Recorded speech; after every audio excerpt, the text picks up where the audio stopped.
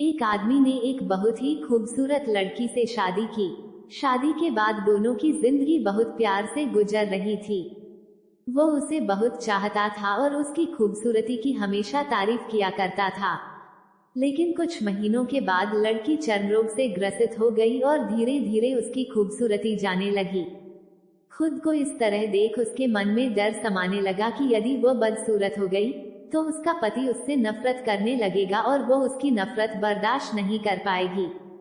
इस बीच एक दिन पति को किसी काम से शहर से बाहर जाना पड़ा। काम खत्म कर जब वह घर वापस लौट रहा था, उसका एक्सीडेंट हो गया। एक्सीडेंट में उसने अपनी दोनों आंखें खो दी, लेकिन इसके बावजूद भी उन दोनों की जिंदगी सामान्य तरीके से आगे बढ़ती रही। समय गुजरता रहा और अपने चर्म रोग के कारण लड़की ने अपनी खूबसूरती पूरी तरह गंवा दी।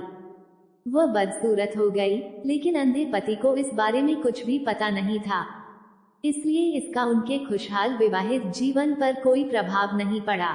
वो उसे उसी तरह प्यार करता रहा। एक दिन उस लड़की की मौत हो गई। पति अब अकेला हो गया था।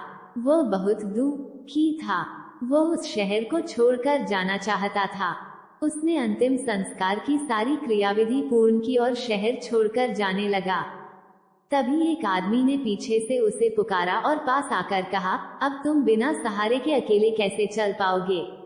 इतने साल तो तुम्हारी पत्नी तुम्हारी मदद किया करती थी। पति ने जवाब दिया, दोस्त, मैं अंधा नहीं हूँ, मैं बस अंधा होने का नाटक कर रहा था, क्योंकि यदि मेरी पत्नी को पता चल जाता कि मैं उसकी बदसूरती देख सकता हूँ तो यह उसे उसके रोग से ज्यादा दर्द देता। इसलिए मैंने इतने साल अंधे होने का दिखावा किया। वो बहुत अच्छी पत्नी थी, मैं बस उसे खुश रखना चाहता था।